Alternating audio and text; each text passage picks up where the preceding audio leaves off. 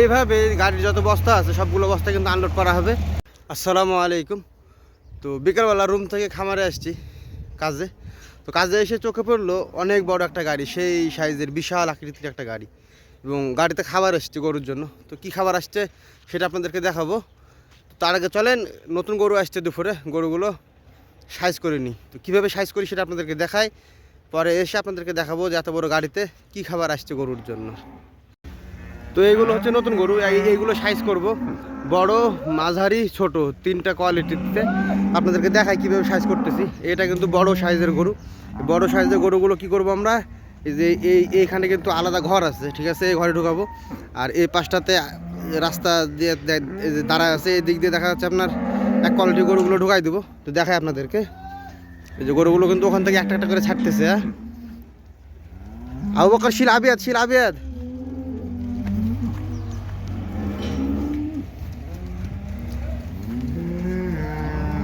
এই যে এগুলো তো দেখেন রংমার আছে, এগুলো মিডিয়াম গরু। মিডিয়াম গরুগুলো ওই সাইডে করে দেবো।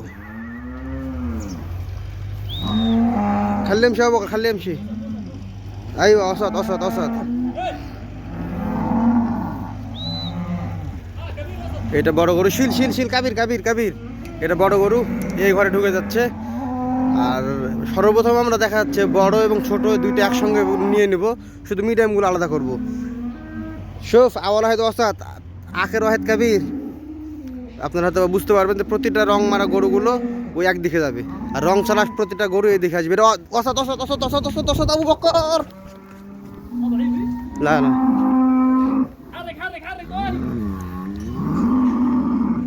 রং মারা গরুগুলো দেখা যাচ্ছে এই দিকে যাবে সবগুলো, আর রং ছাড়া গরুগুলো এই ঘরে। রং মারা গরুগুলো সব ওই ঘরে।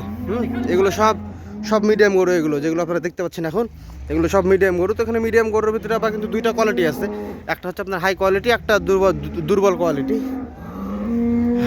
আর এই যে এগুলো হচ্ছে ছোট গরু, শিল শিল শিল শিল শিল। এইগুলো হচ্ছে ছোট গরু, একদম ছোট গাভী গরু আর কি। ওই ওই ওই,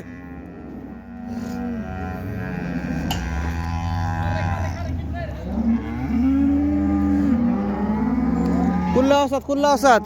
ওই, এখান থেকে একটা একটা বা দুইটা দুইটা করে গরু ছাড়া হয়, এবং আমরা এভাবেই গরু সাইজ করার কাজটা করে থাকি। তো গরু সাইজ করার কাজ শেষ, এবার তো আপনাদেরকে দেখাই যে অত বড় একটা গাড়িতে কি খাবার আসছে সেইটা।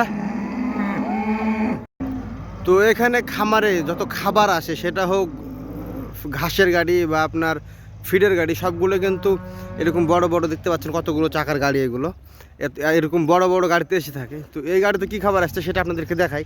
প্রতিটা খাবার বললাম যে এরকম বড় বড় সাইজের গাড়িতে কিন্তু আসে থাকে।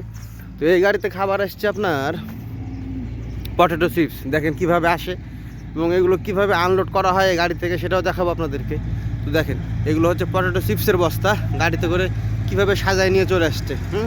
এবং এইগুলো নামানো হবে এই যে ট্রাক্টর দিয়ে, কিন্তু আপনাদেরকে আমি দেখাবো যে কীভাবে নামানো হয়। দেখেন কতগুলো বস্তা আছে এখানে, ওইদিকে অর্ধেকটা কিন্তু ঢাকা এবং অর্ধেকটা কিন্তু এইদিকে খুলছে। তো এই দিক দিয়ে দেখাচ্ছে এখানে একটা আছে, ওই পাশে কিন্তু আরেকটা আছে, মানে দুইটা দুইটা করে রাখা আছে, দুইটা দুইটা করে, এবং এই দিক দিয়েও দুইটা, উপর দিয়েও দুইটা। তো আপনাদেরকে দেখাই কীভাবে নামানো হচ্ছে। তো আমি আপনাদেরকে দেখাই যে ওই যে ট্রাক্টর দিয়ে কিভাবে এত বড় বড় মানে বস্তাগুলো আনলোড করে গাড়ি থেকে। গাড়িতে কিন্তু লোক আছে অলরেডি। হ্যাঁ, যেখানে কিন্তু লোক বসে আছে দুইজন, ওরা বাইরে দিবে বাকেটে, আপনাদেরকে দেখাই আমি।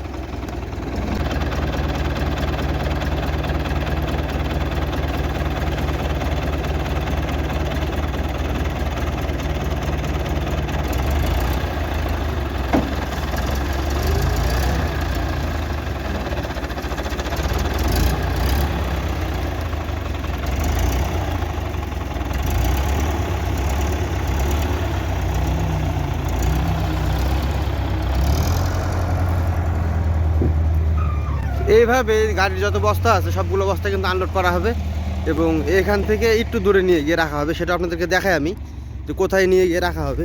ওই যে ওইখানে কিন্তু খাবার রাখার জায়গা আছে আমাদের, ঠিক আছে। তো ওইখানে আনলোড করা হবে, ওইটা মানে এই ট্রাক্টরের বাকেট থেকে ওইখানে নিয়ে গিয়ে রাখবে আর কি।